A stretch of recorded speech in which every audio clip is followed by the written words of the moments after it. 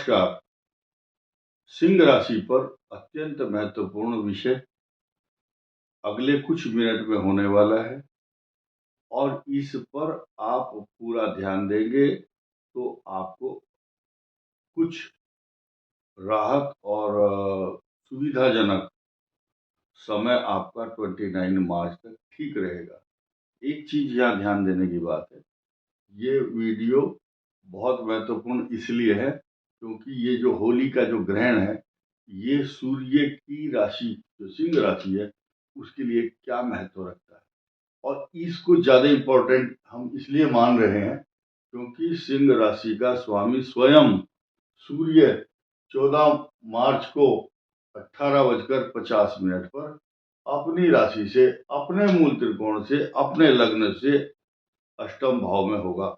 अष्टम ही कष्टम है, कष्ट कारक है और सूर्य के साथ ग्रहण योग बना रहा है। लेकिन साथ ही साथ ध्यान रखेंगे सूर्य बुध भी अच्छे परिणाम दे रहे हैं, ये बनाते हैं लक्ष्मी नारायण योग। इनकी चर्चा इसलिए कर रहे हैं क्योंकि आपका इनकम हाउस का लॉर्ड भी है ये, और शुक्र जो है कर्म स्थान का है और ये वक्री भी है और 123 दिन तक, अभी 31 मई तक ये अष्टम में ही रहने वाले हैं। चलो बात करते हैं। अभी फिलहाल सूर्य और शनि यहाँ चल रहे हैं। लाल रंग से ये पेन से सूर्य यहाँ लिखा हुआ है, इसका अलग मैटर है, उस पर भी हम आएंगे। फिलहाल 14 मार्च 2025 को ये केतु और चंद्र का जो ग्रहण है ये बहुत इंपॉर्टेंट है सिंह राशि के लिए। देखिए, जिस समय अगली राशि पर उसी समय ताजा ताजा नया नया और नए कलेवर में चंद्रमा आ चुका है। कब आएगा? 14 मार्च को। और उत्तरा फाल्गुनी नक्षत्र होने के साथ साथ इसका संयोग सीधा सीधा केतु के साथ होगा। केतु के साथ ग्रहण योग बनना, ये this is very important for Singh राशि, लियो जो साइन है। ये जो वीडियो है आप अंग्रेजी की तारीख के हिसाब से ना समझें, सिर्फ केवल और केवल 3 नक्षत्र हैं, मघा, पूर्वा फाल्गुनी, उत्तरा फाल्गुनी। मघा, पूर्वा फाल्गुनी और उत्तरा फाल्गुनी नक्षत्र के जातक या जिनका सिंह लगन है उनके ऊपर भी इफेक्ट पूरा हो रहा है और होगा।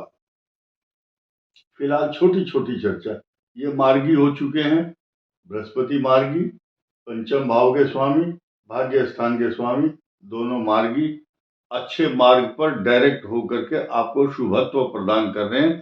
संतान के लिए कष्टकारक साबित होगा क्योंकि यहाँ का स्वामी छठे भाव में बैठा है और साथ ही साथ 10th हाउस और अष्टम और 10th भाव के स्वामी आपस में एक्सचेंज कर रहे हैं राशि को। यहाँ का राजा यहाँ का इधर, तथा शुक्र की पोजीशन राहु के साथ और सूर्य के साथ अच्छी नहीं है, इसलिए चिंता का विषय है। 14 तारीख को जब सूर्य यहाँ आएंगे और ये जो पोजीशन है 13 अप्रैल तक बनी रहेगी।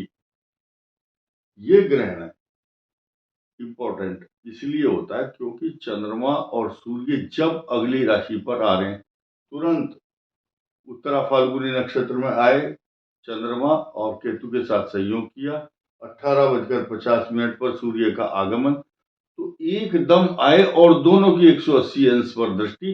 इस सृष्टि के जो राजा हैं चंद्र और सूर्य, नेत्र हैं भगवान के, इन दोनों पर कष्ट और अष्टम भाव में, वैसे अष्ट ही कष्ट है, और ग्रहण के साथ और चंद्रमा और केतु आपके धन कुटुंब वाणी स्थान को प्रभावित करता है। विशेष क्यों करता है? क्योंकि मंगल शत्रु राशि में बैठा है और मंगल के शत्रु राशि में बैठने से मंगल की ही दृष्टि इस शत्रु राशि पर, इस कन्या पर, आपके धन कुटुंब वाणी स्थान पर पड़ रही है। आपके कर्म अच्छे हैं, आप अच्छे कर्म कर रहे हैं, और जिनकी कुंडली में बृहस्पति केंद्र में है, सिंह राशि, सिंह लगन का, उनको बहुत पॉजिटिव इफेक्ट मिलेगा, या वो जितने बड़े कष्ट होने वाले इन ग्रहों के द्वारा उनसे वो बच पाएंगे। यही कारण है कि ग्रहण के समय और खास तौर से होली को लोग तंत्र मंत्र सिद्धि करने की कोशिश करते हैं, कुछ अनीतिपूर्ण और कुछ संसार के कल्याण के लिए, क्योंकि ये जो समय होता है ग्रहण का, ये साधना का समय है।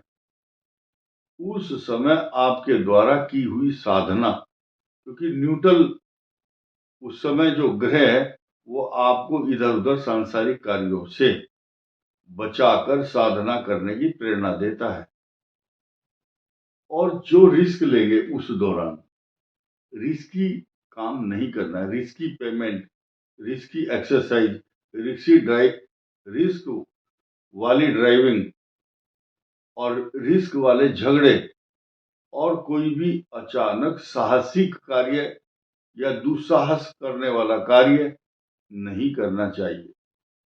जिन जिन लोगों ने पहले गलत काम किए होंगे 2-2.5 सालों में, उनके खिलाफ अब पिछले केस उखड़ करके आएंगे, क्योंकि सिंह राशि का स्वामी अष्टम में है। ये आपकी छवि को, आपकी प्रतिष्ठा को धूमिल करने का प्रयास कर सकता है, क्योंकि एक ही उल्लू काफी है बर्बाद गुलिस्तां करने को। हर साख पे उल्लू बैठा है, अंजामे गुलिस्तां क्या होगा। अर्थात सिंह राशि के लिए उनके मार्ग में कांटे बिछाने वाले, उनकी चोरी और चुगली करने वाले या उनकी छवि को धूमिल करने वाले दसम भाव के स्वामी शुक्र सूर्य के साथ है, राहु भी है। इसलिए षड्यंत्रकारी ताकतों से आपको बहुत सचेत और सावधान रहना है। लेकिन ये सिंह राशि सभी के लिए नहीं है।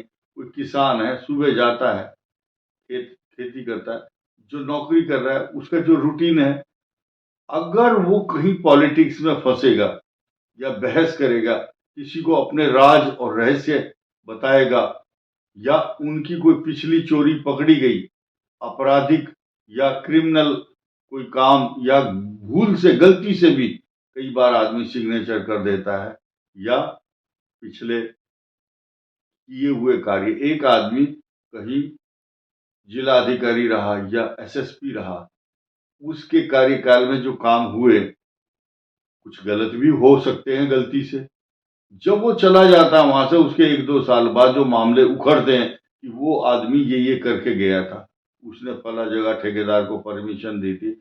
इस टाइप के केस और झगड़े और तनाव आपको उत्पन्न कराने वाले ये ग्रह चल रहे हैं। जिनकी कुंडली में राहु चंद्र, राहु सूर्य, चंद्र केतु, सूर्य केतु ये होंगे तो ग्रहण योग होगा। लेकिन बृहस्पति अच्छा है तो बचाएगा भी। फिर भी ऐसे अगर कोई कंडीशन आती है तो आपको बहुत सचेत और सावधान होकर चलना चाहिए। साथ ही साथ मंगल आपको धन का लाभ देता रहेगा। भाग्य आपका सुपरफास्ट है। जो स्टूडेंट है उनके मार्ग में आने वाली कुछ बाधाएं चल रही हैं। बाकी जो आपके वाहन इलेक्ट्रॉनिक अप्लायंसेस, ये सब चीजें, इनको ये अष्टम भाव 8 नंबर लिखा हुआ, इसका स्वामी यहाँ से अष्टम में चला गया। यानी कि फिलहाल आपको पीड़ादायक जो भूमि भवन वाहन सवारी, माता को कष्ट तथा इलेक्ट्रॉनिक आइटम्स की रिपेयरिंग कराने में खर्चा भी होगा।